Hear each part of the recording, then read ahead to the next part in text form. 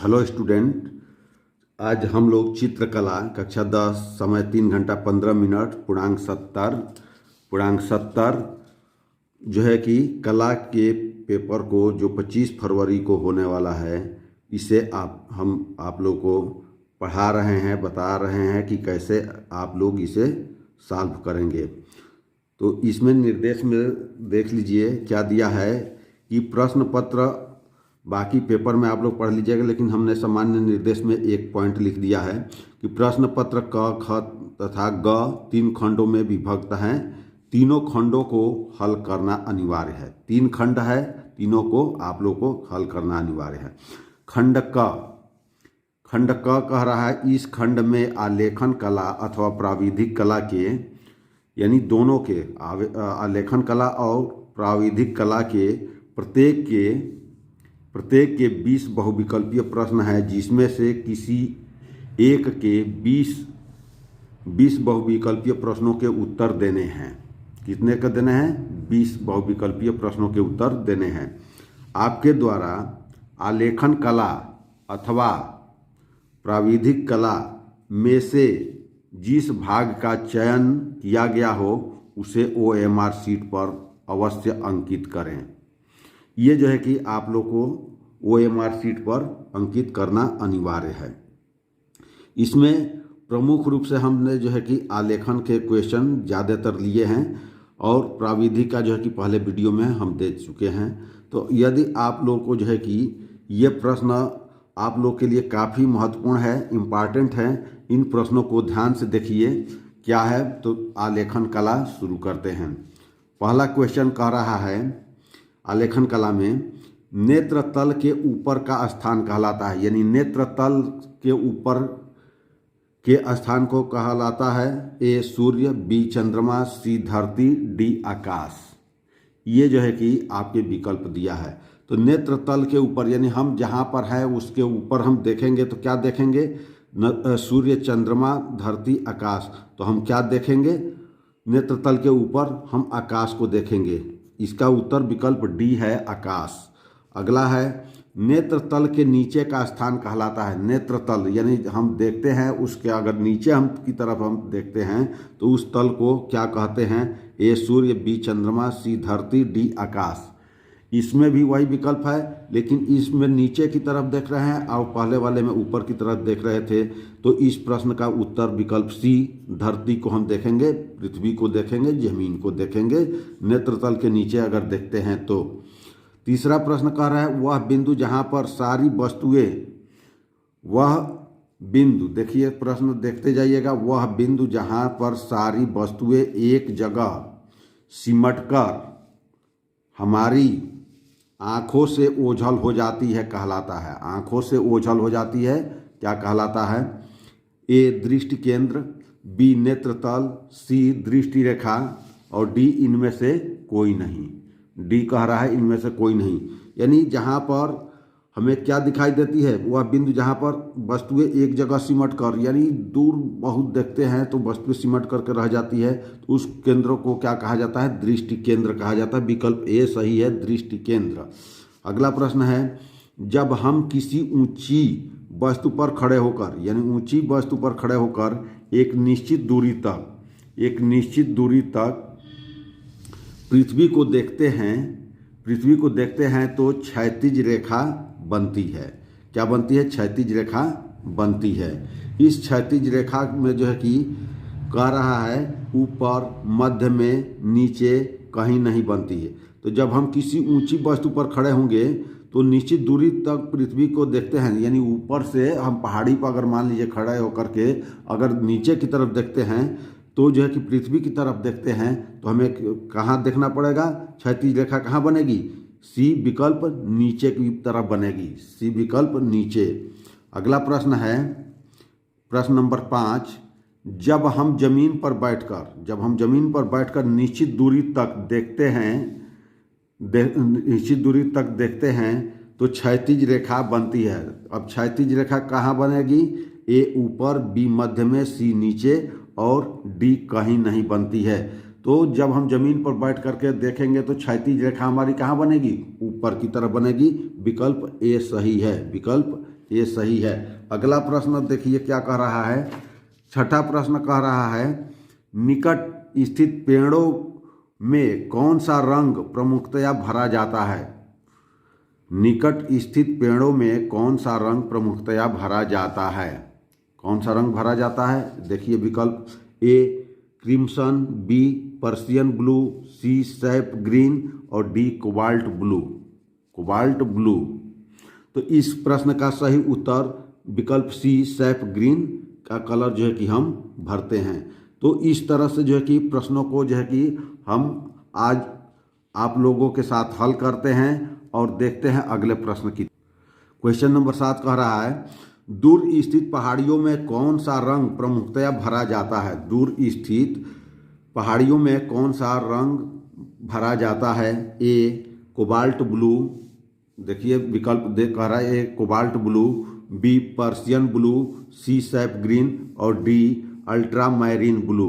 Ultra marine blue. तो इसमें जो है कि दूर स्थित पहाड़ियों में कौन सा रंग प्रमुखतया भरा जाता है।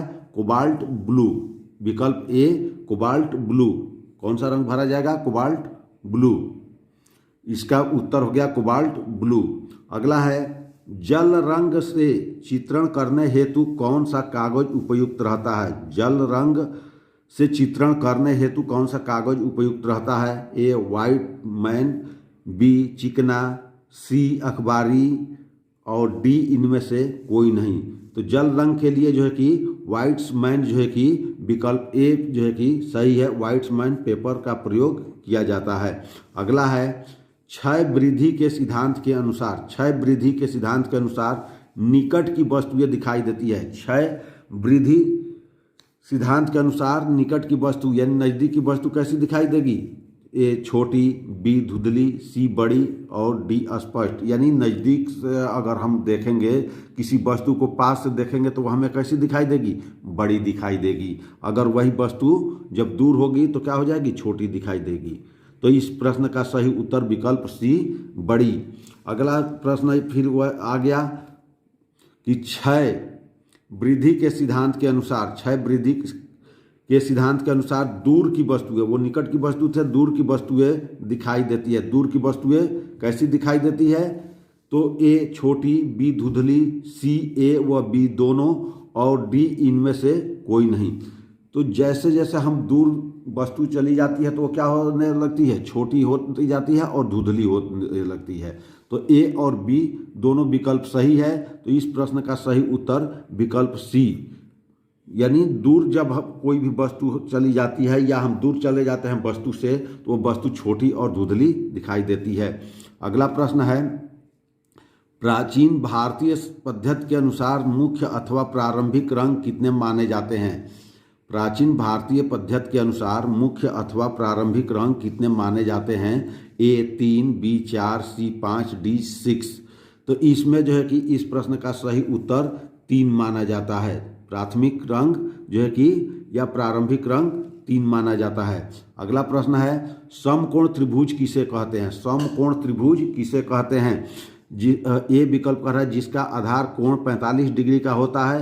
बी कह रहा है जिसका आधार कोण 60 डिग्री का हो। बी विकल्प कह रहा है जिसका आधार कोण कितने डिग्री का हो, 60 डिग्री का हो। सी कह रहा है जिसका आधार कोण 75 डिग्री का हो, जिसका आधार कोण 75 डिग्री का हो। डी जिसका आधार कोण 90 डिग्री का हो। तो समकोण में क्या होता है, 90 डिग्री का होता है। विकल्प डी सही है। आधार कोण जिसका 90 डिग्री का होगा वो क्या होगा, समकोण होगा। अगला प्रश्न कह रहा है कि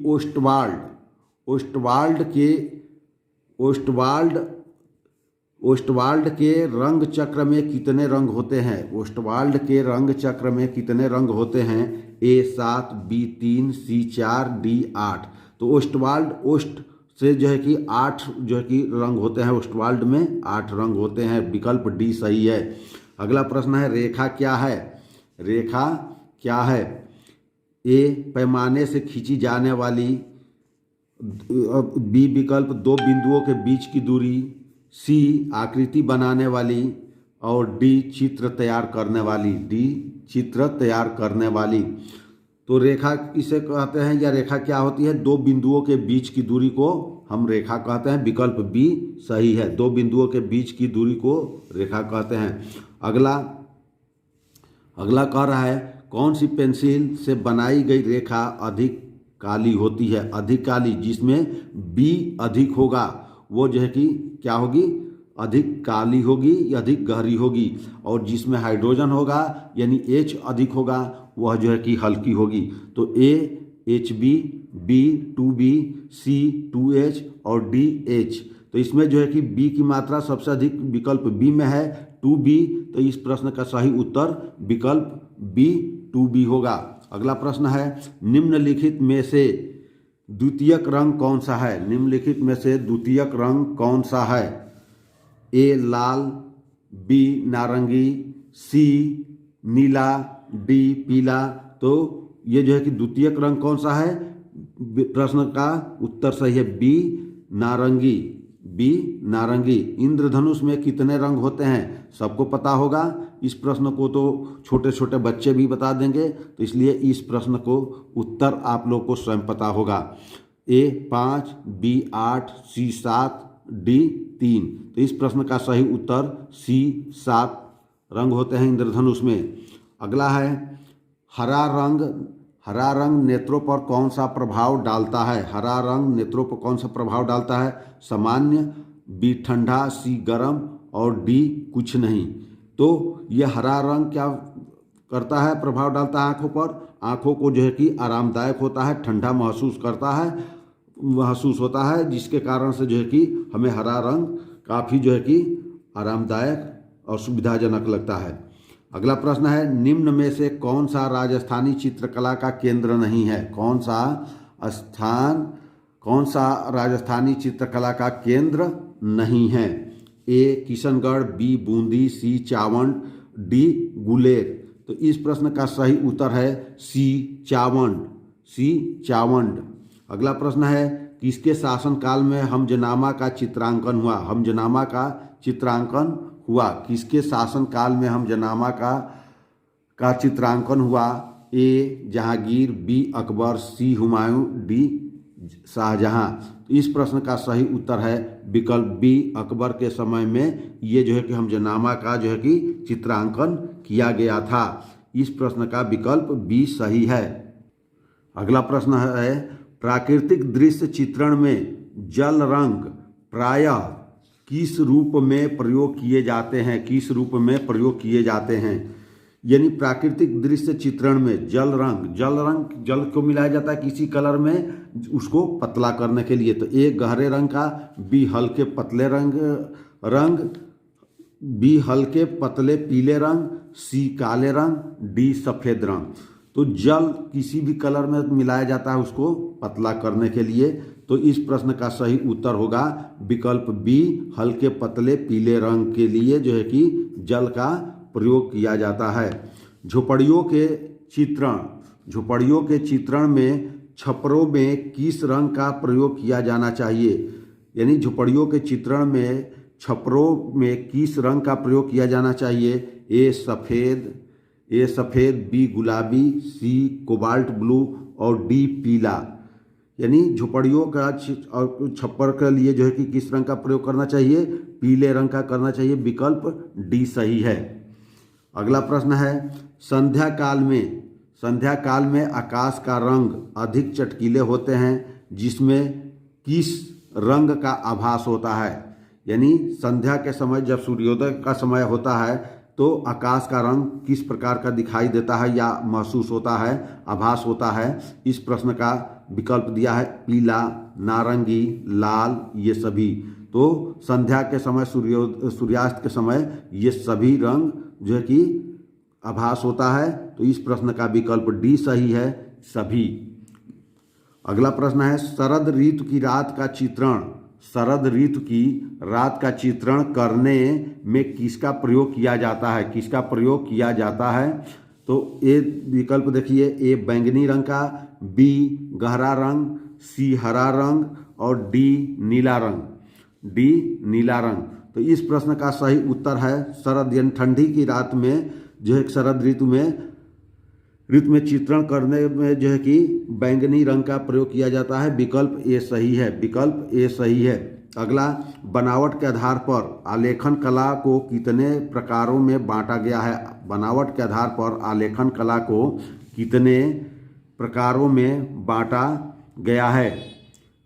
ये बनावट के आधार पर आलेखन कला को कितने प्रकारों में बांटा गया है? तो इस प्रश्न का विकल्प देख लीजिए, A2, B3, C4 और D5। तो कितने प्रकार में बांटा गया बनावट के आधार पर आलेखन कला को कितने प्रकार में बांटा गया है? तो विकल्प सी, चार जो है कि भागों में बांटा गया है। अगला प्रश्न है, सूक्ष्म आलेखन की रचना, सूक्ष्म आलेखन की रचना किस प्रकार के आलेखनों के मिश्रण से होता है? किस प्रकार के आलेखनों के मिश्रण से होता है? ठीक है, इस प्रश्न का देखिए विकल्प ए प्राकृतिक, बी अलंकारिक, सी ज्यामितीय, डी ये सभी।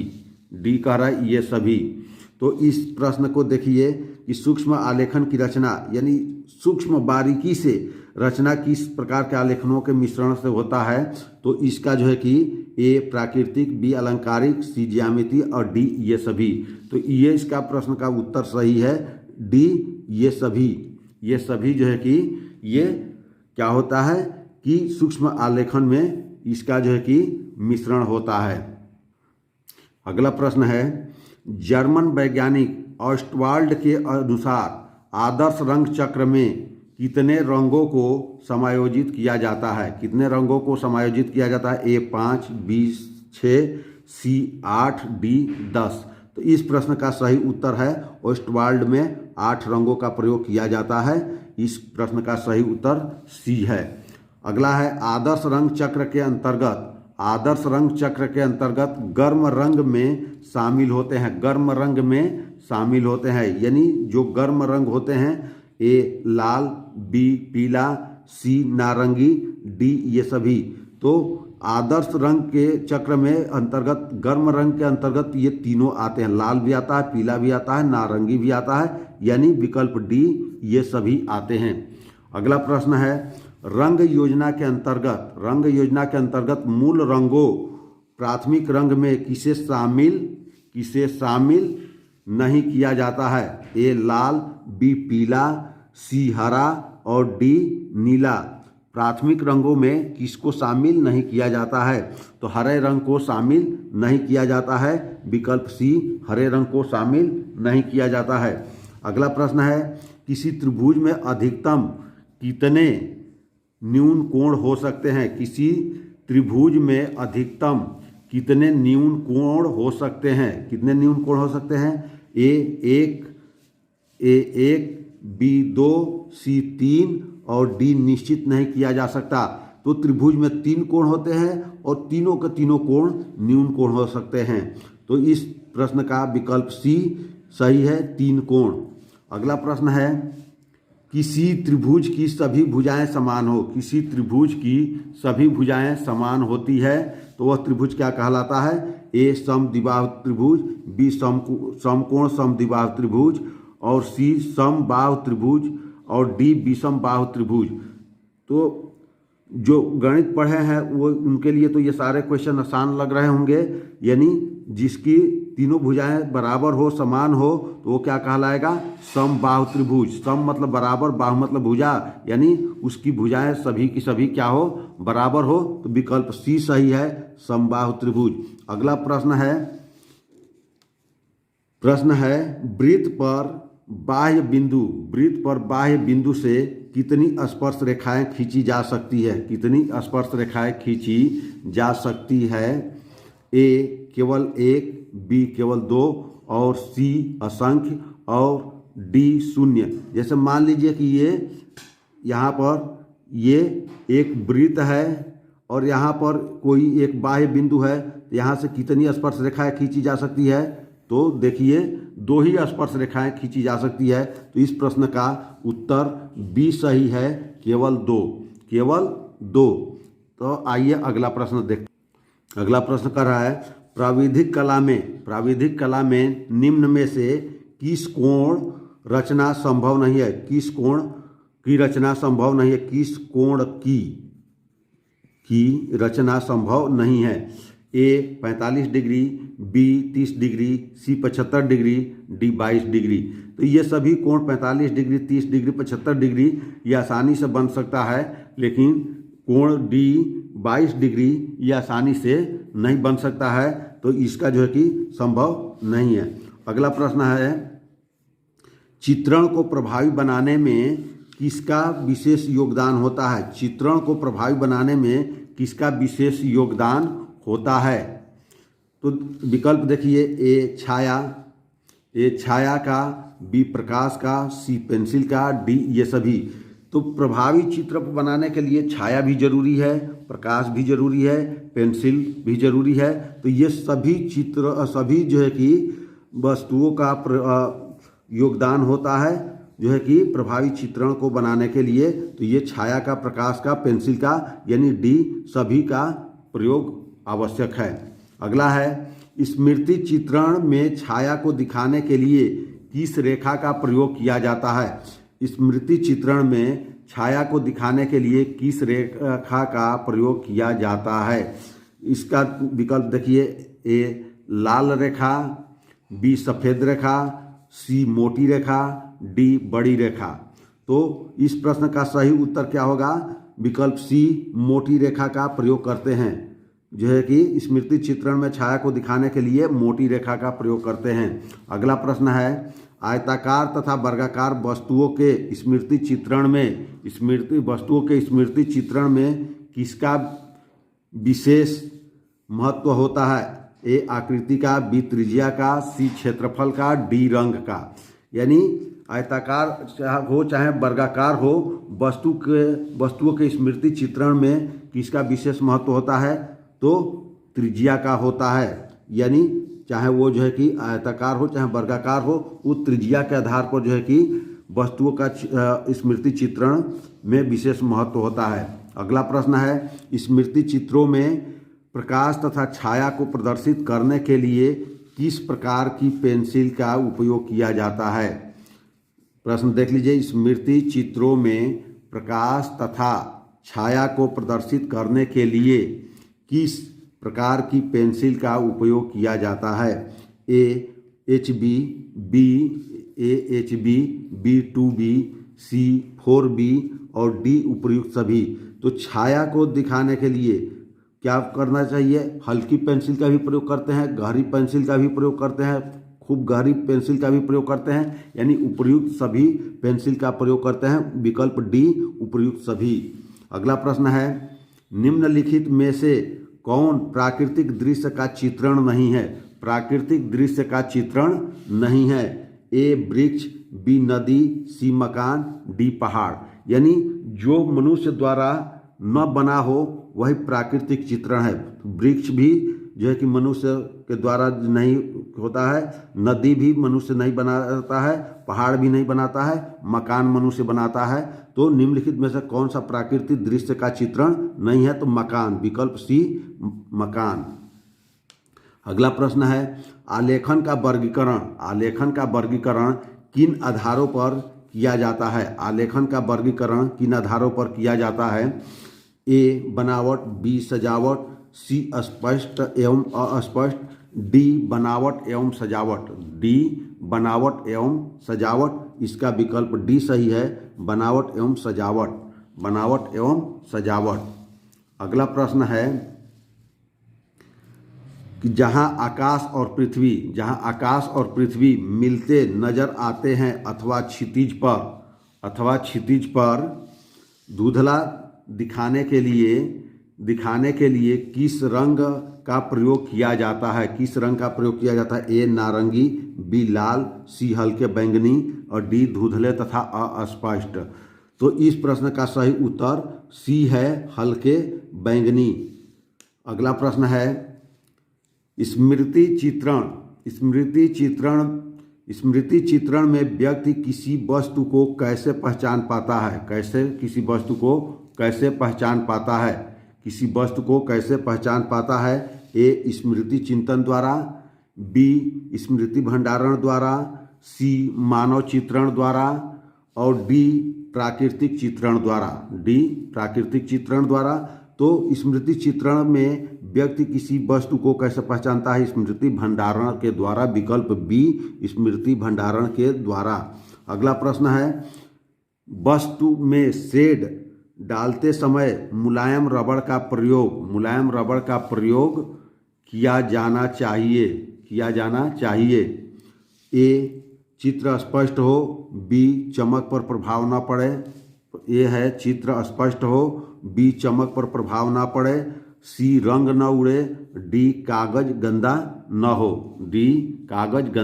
न हो। इस प्रश्न का सही उत्तर है कि हम शेड डालते समय मुलायम रबड़ का प्रयोग करते हैं कि चमक पर प्रभाव ना पड़े। चमक पर यानी चित्र जो है कि साफ सुथरा और चमकीला दिखाई दे, इसलिए जो है कि चमक पर प्रभाव ना पड़े, इसलिए मुलायम रबड़ का प्रयोग किया जाता है। अगला है, पहाड़ियों को किस रंग से चित्रित कर प्रदर्शित किया जाता है? किस रंग से चित्रित कर प्रदर्शित किया जाता है? ए बैंगनी रंग, बी काले रंग, सी पीला रंग, डी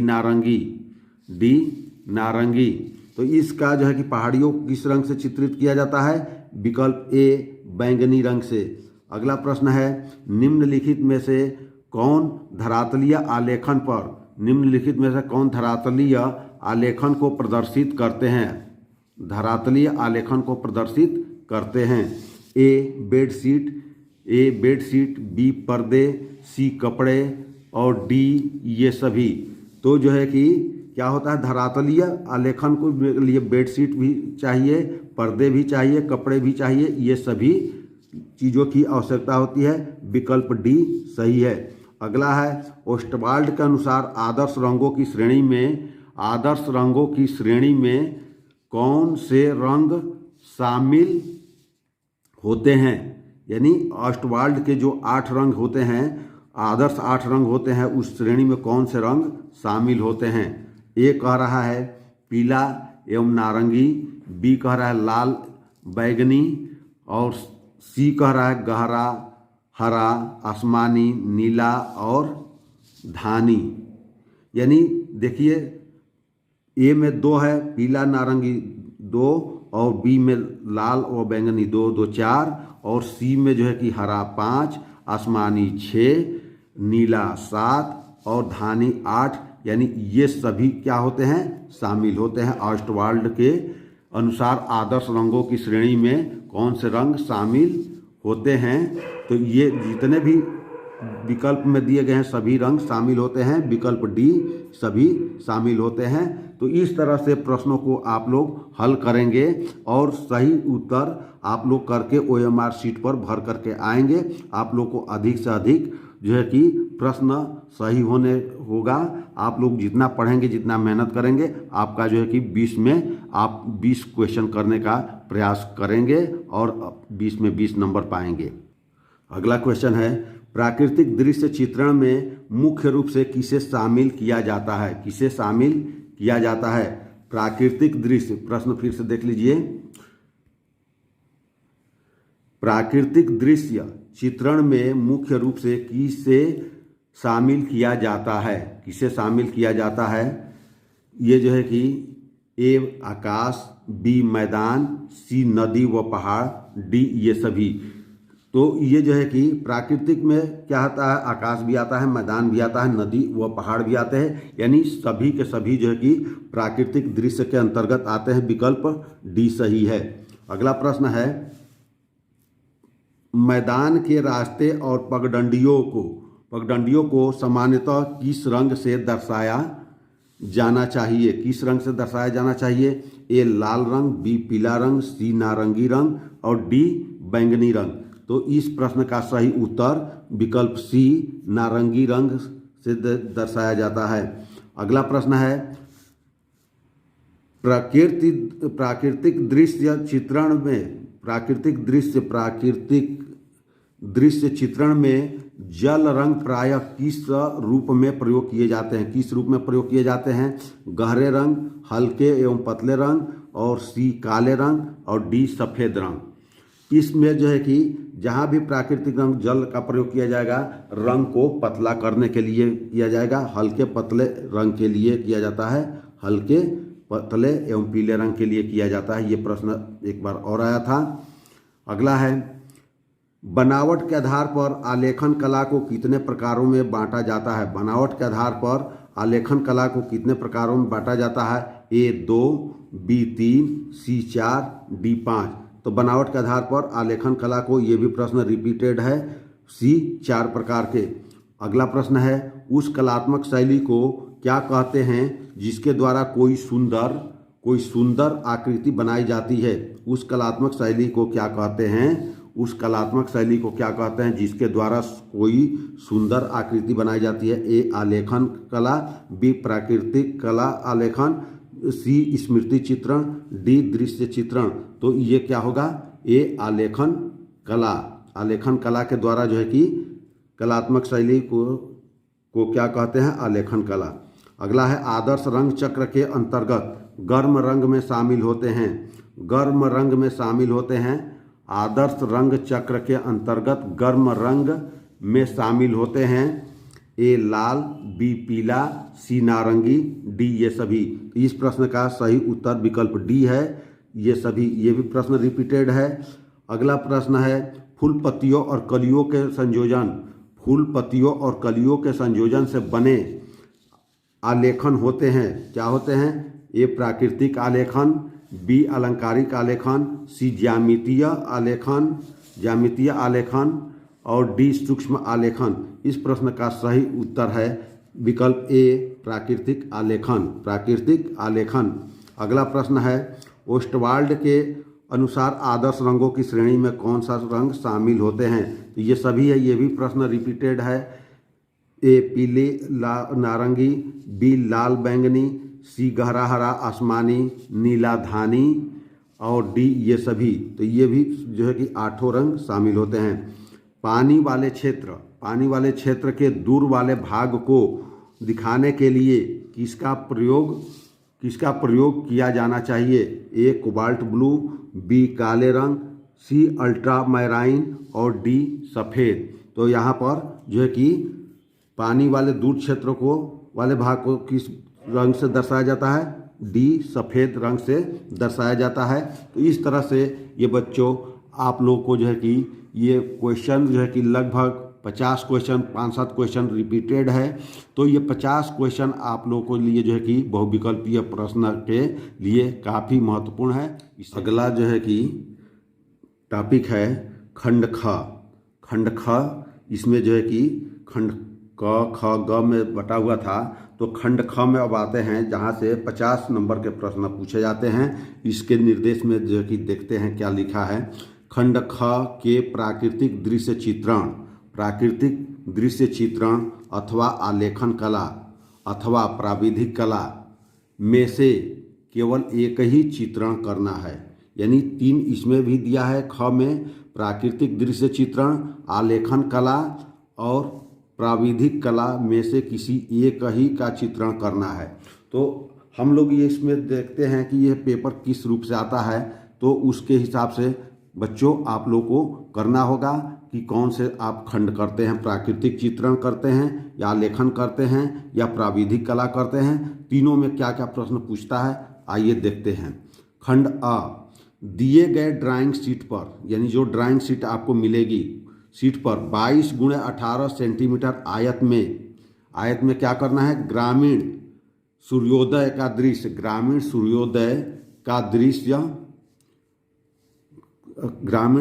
का दृश्य चित्रण कीजिए। खेत की ओर जाते हुए किसान का चित्र तथा आकाश में कुछ पक्षी, गांव की झोपड़ियां तथा कुएं के पास चरती एक गाय का चित्र बनाइए। चित्रांकन में वाटर कलर या पेस्टल रंगों का प्रयोग करें। इसमें जो है कि प्राकृतिक चित्रण में क्या कह रहा है कि क्या क्या बनाने को कह रहा है कि ग्रामीण सूर्योदय का दृश्य, यानी सुबह जो सूर्योदय का होता है उसका दृश्य दिखाना है। दूसरा कह रहा है कि खेत की ओर जाते हुए किसान को दिखाना है, और आकाश में कुछ पक्षी जो है कि उड़ती हैं उनको दिखाना है। गांव की झोपड़ी तथा कुएं के पास घास चरती एक गाय का चित्र बनाना है। चित्रांकन में वाटर कलर या पेस्टल कलर का प्रयोग करना है। चित्रांकन, अब इसका नंबर का डिवाइडेशन देखिए क्या कह रहा है। चित्रांकन करते समय निम्नांकित बातों का ध्यान दीजिए। क्या? सही संरचना एवं परिप्रेक्ष्य, यानी सही संरचना एवं परिप्रेक्ष्य क्या है कि जो ड्राइंग शीट मिली है उसके अनुसार आयत कह रहा है तो आयत के अनुसार, वर्ग कह रहा था वर्ग के अनुसार, या सर्किल में कहेगा उसके अनुसार जो है कि जो माप दिया गया है उसके अनुसार बनाना है। तो यहाँ पर आयत दिया है 22 × 18 सेंटीमीटर, ये क्या कहलाएगा 22 × 18, यानी 22 सेंटीमीटर लंबा और 18 सेंटीमीटर चौड़े जो है कि एक आयत खींचना है। उसमें ग्रामीण सूर्योदय का दृश्य को दिखाना है और खेत की ओर जाते हुए किसान को भी दिखाना है। आकाश में उड़ते हुए पक्षी को, गांव की झोपड़ी तथा कुएं के पास घास चरती हुई गाय को दिखाना है। ये थोड़ा कठिन होता है ये बनाना, तो इसलिए जो है कि अगर आपको आसान लगे तो आप बना सकते हैं, इसमें कोई वो नहीं है। तो इसमें जो है कि 4 पार्ट में नंबर डिवाइडेशन होते हैं। जो 30 नंबर के होते हैं तो वो किस रूप में होते हैं? सही संरचना एवं परिप्रेक्ष्य, यानी मापदंड और जो चित्र में पूछा है उसको बनाएंगे तो उसके लिए आपको 10 अंक मिलेंगे। संयोजन, यानी उसी क्रम में बनाना है और उसी के अनुरूप बनाना है, संयोजन करना है, सजाना है, तो इसके लिए 5 अंक आपको मिलेगा। सुसंगत रंगों का चयन एवं प्रयोग, यानी सभी को रंग जो है कि क्या करना है, जो जिस रंग का उपयोगी है उस रंग का उसमें भरना है और उसके लिए आपको 10 अंक है। आकर्षण एवं सामान्य प्रभाव, यानी आपका जो है कि चित्र ऐसा प्रभावित कर रहा है, आकर्षित कर रहा है, उस पर 5 अंक मिलेगा। अथवा आलेखन ये आसान होता है, इसको आप आसानी से भी कर सकते हैं। इसमें भी दिए गए ड्राइंग शीट पर 16 × 12 सेंटीमीटर आयत में खिड़की के पर्दे के लिए एक इकाई वाला लयबद्ध आलेखन चित्रित कीजिए जिसमें किसी भारतीय पुष्प कलियों एवं पत्तियों, यानी पुष्प भी रहेगा, कली भी रहेंगी, पत्ती भी रहेगा, का सुंदर संयोजन हो। और क्या हो कि आलेखन में मछली का लयपूर्ण संयोजन हो, एक मछली भी हो उसका लयपूर्ण संयोजन हो, तथा रंग योजना उत्तम हो, यानी उसमें जो रंग उचित हो उसका जो है कि उत्तम रंग का प्रयोग करना है। आलेखन में कम से कम 3 संगति वाले जल रंगों का प्रयोग करना है, स्केच पेन वाले नहीं। आप रंग का जो है कि जल रंग का या पेस्टल का प्रयोग करेंगे तो ये जो है कि जल रंगों का, और कम से कम कितने कलर होना चाहिए? 3 कलर होना चाहिए का प्रयोग कीजिए। आलेखन में निम्न बिंदुओं पर विशेष ध्यान दीजिए। इसमें भी क्या कह रहा है, इकाई की मौलिकता, यानी जो मापदंड दिया गया है, यानी आयत कह रहा था आयत के अनुसार, यानी लंबाई जो है कि अलग होगी, चौड़ाई अलग होगी, यानी लंबाई अधिक होगी, चौड़ाई कम होगी, इसके अनुसार एक आयत में बनाना होगा, या सर्किल भी दे सकता है या एक वर्ग में कह सकता है। तो जो आकृति कह देगा, जो माप देगा, उस माप के अनुसार आप जो है कि आयत कहेगा तो आयत बना करके उसमें बनाएंगे, अगर वर्ग कहेगा तो वर्ग बना करके, या सर्किल कहेगा, वृत्त कहेगा तो वृत्त को बना करके उसके अंतर्गत इन चीज़ों को बनाना है। क्या बनाना है कि एक भारतीय पुष्प, चाहे कमल का फूल बनाइए, चाहे गुड़हल का फूल पत्ती सहित बनाइए, चाहे जो है गुलाब का फूल बनाइए, ये लेकिन पत्ती सहित, पत्ती कली सहित बनाना है, उसको सुंदर संयोजन करना है, यानी सजाना है, और एक मछली का लयपूर्ण संयोजन हो, तथा सबको जो है कि एक कलरबद्ध रंग में रंगिए। इसका जो है कि क्या कह रहा है कि इकाई की मौलिकता पर आपको 10 अंक है, लयबद्ध लयात्मक रेखांकन के लिए 5 अंक है, और उत्तम रंग संगत के लिए 10 अंक है, आकर्षण एवं सामान्य प्रभाव के लिए 5 अंक है। तो इस तरह से जो है कि इनमें से जो है कि आपको जो है कि चाहे प्राविधिक करिए, चाहे प्राकृतिक करिए, चाहे आलेखन करिए। अब अगला टॉपिक आता है प्राविधिक। अगला आ रहा है प्राविधिक कला का। प्राविधिक कला में कह रहा है नोट, निम्नलिखित 5 प्रश्नों में से किन्हीं 3 के उत्तर दीजिए। यहाँ ये भी 30 नंबर का है और यहाँ पर भी जो है कि आपको 5 प्रश्न दिए जाएंगे जिसमें से आपको केवल 3 ही करना है। कह रहा है कि रचना में निर्दिष्ट रेखाएं, रचनात्मक रेखाएं एवं अभीष्ट रेखाएं स्पष्ट रूप से खींची होनी चाहिए। दूसरा, रचना में रचनात्मक रेखाएं न मिटाएं। रचनात्मक रेखाएं जो बनाए हैं वो न मिटाएं। रफ कार्य पेपर पर कीजिए, जो है कि जो आपको सीट मिला है बनाने के लिए उस पर नहीं करना है, उसको आप अलग से जो है कि रफ कार्य कीजिए। तो इसमें जो है कि पहला प्रश्न कह रहा है कि 2 असमान वृत्त क और ख की अनुस्पर्शी यानी बाहरी उभयनिष्ठ स्पर्श रेखाएं खींचिए। बी कह रहा है दूसरा, एक त्रिभुज जिसकी भुजाएं क्रमशः 4 सेंटीमीटर, 3.5 सेंटीमीटर और 3 सेंटीमीटर है के अंतर्गत एक वृत्त की रचना कीजिए जो त्रिभुज के तीनों भुजाओं को स्पर्श करे। यानी ऐसे त्रिभुज के अंतर्गत एक वृत्त की रचना करनी है। तीसरा कह रहा है सी, एक समद्विबाहु त्रिभुज बनाइए जिसका आधार कोण 50 डिग्री का हो। इसके अंतर्गत एक अर्धवृत्त की रचना कीजिए। इसके अंतर्गत यानी एक कोण 50 डिग्री का हो और जो है कि समद्विबाहु बनाना है और इसमें जो है कि एक अर्धवृत्त की रचना करना है। डी कह रहा है चौथा, किसी चतुर्भुज क ख ग घ के क्षेत्रफल के बराबर त्रिभुज की रचना कीजिए। यानी जितना एक जो है चतुर्भुज है जिसका नाम दिया है क ख ग घ और इसके क्षेत्रफल के बराबर एक त्रिभुज की रचना करना है। इसी तरह से एक और प्रश्न है, उस तरह से जो है कि आपको प्राविधिक कला में ये 5 प्रश्न दिए जाएंगे और 3 को उसका उत्तर देना है और प्रत्येक 10-10 नंबर का होगा। अगर सही करते हैं, जिनका मैथ अच्छा हो उनके लिए तो ठीक है, वो कर सकते हैं, लेकिन आप लोग के लिए सबसे बेटर होगा आप लोग जो है कि आलेखन का जो है कि में दिए गए चित्र का जो है कि आप चित्रांकन कीजिए, आपको अच्छा नंबर मिलेगा। आइए खंड ग देखते हैं। खंड ग में स्मृति चित्रण है। इसमें जो है कि दिया है दूसरा नंबर का प्रश्न जो है करना है, तीनों खंड करना है। तो खंड क हो गया बहुविकल्पीय, खंड ख हो गया बनाने वाला, चाहे प्राकृतिक चित्रण बनाइए, चाहे आलेखन बनाइए, चाहे आप जो है कि प्राविधिक कला के 5 में से 3 प्रश्नों को हल कीजिए। ये जो है कि सभी पार्ट 30 नंबर के होंगे, उसको अनुसार आपको नंबर डिवाइडेशन है। इसमें कह रहा है खंड ग में स्मृति चित्रण। इस प्रश्न के 2 भाग हैं, क तथा ख। दोनों ही भागों के चित्र बनाना अनिवार्य है।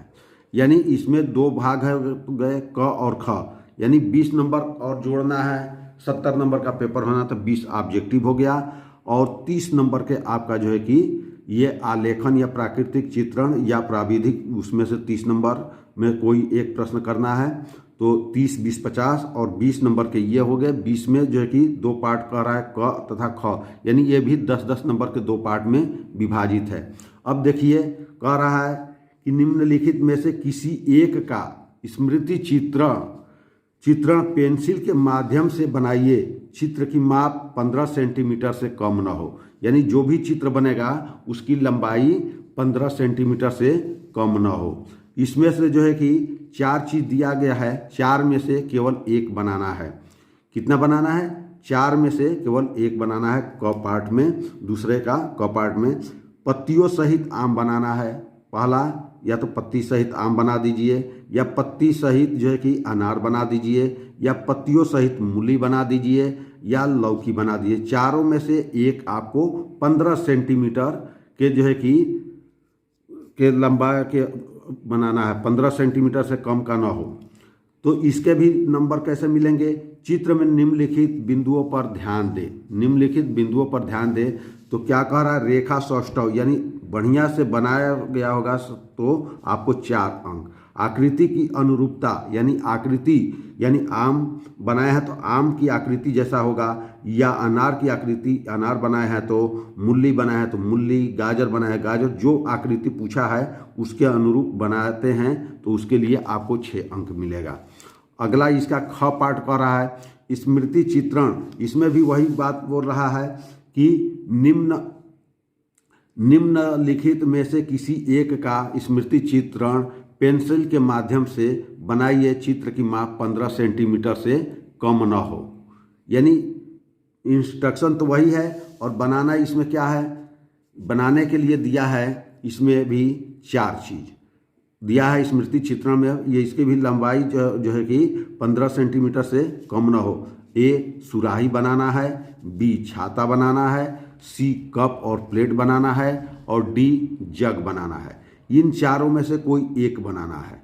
जैसे ऊपर 4 दिया था, 4 में से एक बनाना था, 10 अंक का था, ये भी 10 अंक का है। और चित्र में निम्नांकित बिंदुओं पर ध्यान दें। क्या करना है, रेखा सष्टव होना चाहिए, यानी रेखा जो है कि अच्छी हो, सुंदर हो, वैसे जो है कि आपको खींच के बनाना है। और दूसरा कह रहा है आकृति की अनुरूपता, यानी सुराही बनाए है तो सुराही जैसा ही लगे, छाता बनाए है छाता जैसा लगे, कप और प्लेट कप प्लेट जैसा हो और जग वैसे हो, तो इस पर आपको 6 अंक मिलेंगे। तो इस तरह से आप लोगों को जो है कि 70 अंक का विभाजन इस तरह से कर दिया गया है। इस तरह से तीनों पार्ट आप लोग का कंप्लीट हो गया। आप लोग इस प्रश्न को जो है कि तैयारी कीजिए और पेपर को अच्छी तरह से जो है कि पेपर में 20 प्रश्न बहुविकल्पी और जो है कि चित्र को अच्छी तरह से बना करके आइए, आपको अधिक से अधिक नंबर मिलेगा। आपको अगर ये वीडियो अच्छा लगे तो आप इसे अधिक से अधिक सब्सक्राइब कीजिए, शेयर कीजिए और जो है कि लाइक कीजिए। ये आप लोग इस प्रश्न को पत्र को देख करके आप लोग को जो है कि आप लोग को समझ में आएगा कि जो है कि पेपर के सभी पार्ट आसानी से आप लोग को बताया गया है, समझाया गया है, जिससे आप लोग रिवीजन करके जाइए और तैयार करके जाइए। आपका प्रश्न छूटने की संभावना बहुत ही कम रहेगी। धन्यवाद।